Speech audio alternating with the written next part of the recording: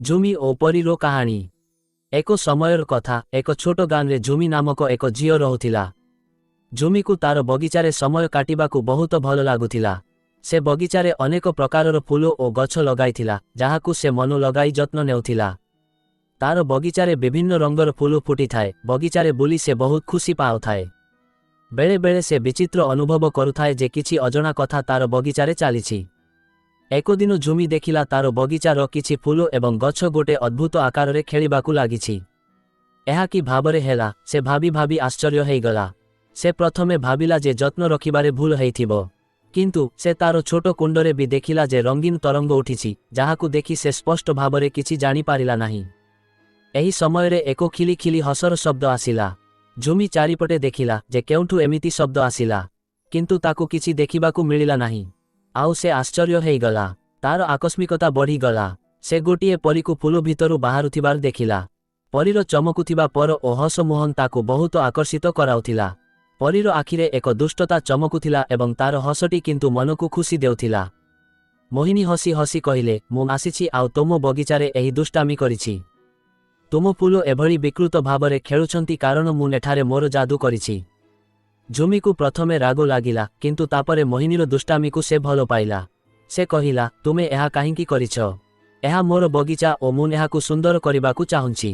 ମୋହିନୀ ମଧ୍ୟ ହସି କହିଲେ, ମୁଁ ଜାଣିଛି, କିନ୍ତୁ ମୁଁ ତୁମକୁ ଏକ ଶିକ୍ଷା ଦେବାକୁ ଚାହୁଁଛି। ଜୀବନରେ ସବୁକିଛି ସବୁବେଳେ ସଠିକ୍ ହେଇ ରୁହେ ନାହିଁ। ସମୟ ଅନୁସାରେ ଯାହା ବି ହୁଏ ସେହି ଅନୁସାରେ ଆମକୁ ଭାବିଚିନ୍ତି ତାକୁ କେମିତି ଠିକ୍ କରିବା ତା ପାଇଁ ଉପାୟ ବାହାର କରିବା ପାଇଁ ପଡ଼ିବ। ଝୁମି ଚିନ୍ତା କଲା ଓ ବୁଝିପାରିଲା ଯେ ମୋହିନୀ ଠିକ୍ କଥା କହୁଛନ୍ତି। ପରେ ଝୁମି ଓ ମୋହିନୀ ମିଶି ତାର ବଗିଚାକୁ ଆହୁରି ସୁନ୍ଦର କରିବାର ଯୋଜନା କଲେ। ମୋହିନୀ ତାଙ୍କର ଯାଦୁ ଦ୍ୱାରା ଫୁଲକୁ ରଙ୍ଗୀନ କରିଦେଲେ ଓ ଝୁମି ତାର ବୁଦ୍ଧିରେ ନୂତନ ଡିଜାଇନ ତିଆରି କଲେ। ଝୁମି ଯେତେବେଳେ ବଗିଚାରେ ଧୈର୍ଯ୍ୟ ଓ ସୃଜନଶୀଳତାର ଶିକ୍ଷା ପାଇଲେ, ସେତେବେଳେ ଗୋଟିଏ ଦିନ ମୋହିନୀ ହସିଦେଇ କହିଲେ, ଝୁମି, ମୁଁ ତୁମକୁ ଗୋଟିଏ ବିଶେଷ ସ୍ଥାନ ଦେଖାଇବାକୁ ଚାହୁଁଛି।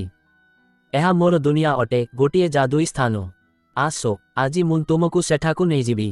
ଝୁମି ଖୁସି ହେଇଗଲା। ସେ ମୋହିନୀଙ୍କ ହାତ ଧରିଲା ଓ ସେମାନେ ଦୁଇଜଣ ପବନରେ ଉଡ଼ିବାକୁ ଲାଗିଲେ।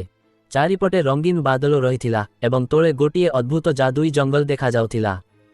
କେବଳ କିଛି ସମୟ ମଧ୍ୟରେ ଝୁମି ଓ ମୋହିନୀ ଏକ ଅଦ୍ଭୁତ ଏବଂ ସୁନ୍ଦର ଜାଗାକୁ ପହଞ୍ଚିଲେ ଯାହାକୁ ଝୁମି କେବେ ଭାବି ନଥିଲା। ଚାରିପଟେ ଉଚ୍ଚ ବୃକ୍ଷ ଥିଲା ଯାହାର ପତ୍ରଗୁଡ଼ିକ ସୁନା ଭଳି ଚମକୁଥିଲା। ସୁଗନ୍ଧରେ ସେ ଜାଗା ବାସୁଥିଲା ଏବଂ ଫୁଲଗୁଡ଼ିକ ରଙ୍ଗୀନ ଥିଲା, ଯାହା ମଧ୍ୟରୁ ଆଲୋକ ବାହାରୁଥିଲା। ଛୋଟ ଛୋଟ ପରୀମାନେ ଚାରିପଟେ ଉଡ଼ି ଆସୁଥିଲେ ଏବଂ ଏକ ଝରଣା ବହୁଥିଲା ଯାହାର ପାଣିରେ ଇନ୍ଦ୍ରଧନୁ ଦେଖାଯାଉଥିଲା। ମୋହିନୀ ଝୁମିର ଆଶ୍ଚର୍ଯ୍ୟତା ଦେଖି ଖୁସି ହେଇଗଲେ ଏବଂ କହିଲେ, ଏହା ମୋର ଘର, ଏକ ଯାଦୁଇ ଜଙ୍ଗଲ ଯାହାକୁ ତୁମେ ଯାଦୁଇ ଭୂମି ବୋଲି ମଧ୍ୟ ଭାବିପାରିବ। ଏଠାରେ ସବୁକିଛି ସୁନ୍ଦର ଏବଂ ଅଦ୍ଭୁତ ଅଟେ। ଝୁମି ଆଶ୍ଚର୍ଯ୍ୟ ହୋଇଯାଇଥିଲା। ସେ କହିଲା, ଏହି ଜାଗା ବହୁତ ସୁନ୍ଦର ମୋହିନୀ। ମୁଁ ଏଠାକୁ ପୁଣି ଫେରି ଆସିପାରିବି କି? ମୋହିନୀ ହସିଦେଇ କହିଲେ, ବିଶ୍ୱାସ ରଖ ଝୁମି। ତୁମେ ଯେତେବେଳେ ଆସିବାକୁ ଚାହିଁବ ସେତେବେଳେ ତୁମେ ଆଖିକୁ ବନ୍ଦ କରି ମୋର ନାମ ମନେ ପକାଇବ। ମୁଁ ତୁମକୁ ଏଠାକୁ ନେଇ ଆସିବି। ଝୁମି ଖୁସିରେ ହସିଲା ଏବଂ ମୋହିନୀଙ୍କୁ ଧନ୍ୟବାଦ ଦେଲା। ସେ ଜାଣିଲା ଯେ ଏବେ ତା ପାଖରେ ଗୋଟିଏ ନୂଆ ଦୁନିଆ ଅଛି ଯେଉଁଠାକୁ ସେ ଯେବେ ଚାହିଁବ ଯାଇପାରିବ। ତାପରେ ମୋହିନୀ ଝୁମିକୁ ତାର ବଗିଚାକୁ ନେଇଗଲେ। ଝୁମିର ମନ ଏବେ ଆନନ୍ଦରେ ଭରିଯାଇଥିଲା। ସେ ଏବେ ବୁଝିଗଲା ଯେ ତାର ଜୀବନରେ ମୋହିନୀ ଏବଂ ତାଙ୍କ ଯାଦୁଇ ଦୁନିଆ ସବୁବେଳେ ରହିବ। ଏହିପରି ମୋହିନୀଙ୍କ ଦୁଷ୍ଟତା ଝୁମିକୁ ଏହା ଶିଖାଇଲା ଯେ ଧୈର୍ଯ୍ୟ ଓ ସୃଜନଶୀଳତା ସହିତ ପ୍ରତି ସମସ୍ୟାର ସମାଧାନ ହୋଇପାରେ।